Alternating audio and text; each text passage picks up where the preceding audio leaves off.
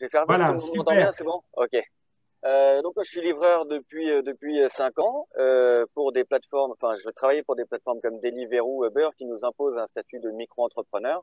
En gros, micro-entrepreneur, ça veut dire qu'on est employé par une plateforme, par une entreprise, mais on nous nie nos droits de salariés et eux nient leurs responsabilités d'employeur, ce Voilà. qui fait qu'en fait le droit du travail n'est absolument pas respecté et on peut en fait arriver à se connecter pour travailler pour la plateforme, rester sur un banc en attendant une livraison pendant 1 heure ou deux et gagner 0 € parce qu'en fait on est payé à la tâche.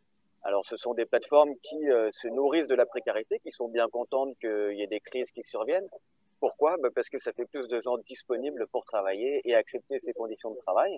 Ce qui fait que là, depuis la crise du Covid, il y a énormément de gens en fait qui travaillaient par exemple dans l'intérim, mais aussi dans la restauration en CDD, qui se retrouvent à postuler pour ces plateformes-là.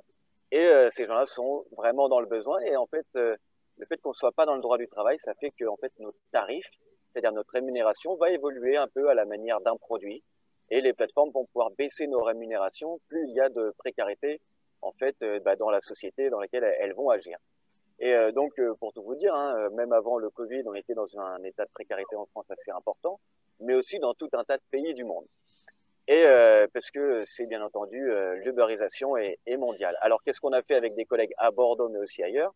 On a monté une coopérative qui s'appelle Coursier Bordelais et on l'a posé sur vraiment le modèle opposé à celui des plateformes comme Deliveroo, Uber Eats et tout ça, où on va former chaque personne qui vient rentrer dans la coopérative pour qu'elle soit vraiment en connaissance des outils de gestion de l'entreprise et qu'elle puisse à ce moment-là prendre des décisions au même titre que toutes les personnes qui étaient là avant elle. Et ça permet donc une réelle démocratie dans l'entreprise parce que la démocratie, sans avoir accès aux outils de gestion et aux chiffres de l'entreprise, c'est pas vraiment grand-chose. Alors Gaël, le nom de la coopérative, c'est Coursier Bordelais, parce qu'on est à Bordeaux. On n'a pas beaucoup d'imagination là-dessus, par contre. Et voilà, on est dans la logistique du dernier kilomètre, mais aussi la livraison de repas chauds. Et donc voilà. D'ailleurs, on a plein de collègues qui travaillent avec les McDonald's, avec les Burger King, etc.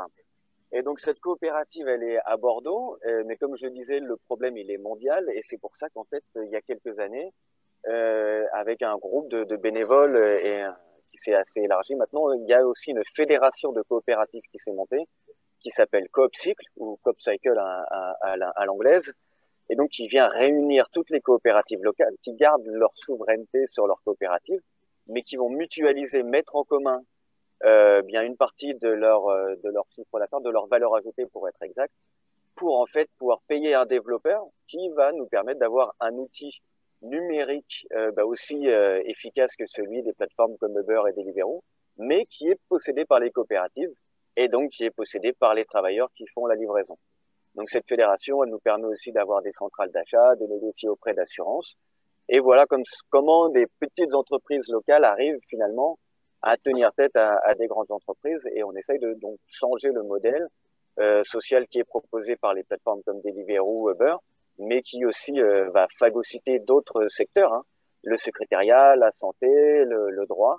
L'uberisation n'est pas cantonnée juste au transport de marchandises ou de personnes. Et donc voilà, on est là pour proposer une alternative, pour montrer que ce modèle social n'est pas l'unique modèle économiquement intelligent qui peut fonctionner, parce que c'est un petit peu le message qu'essaie de faire passer une plateforme.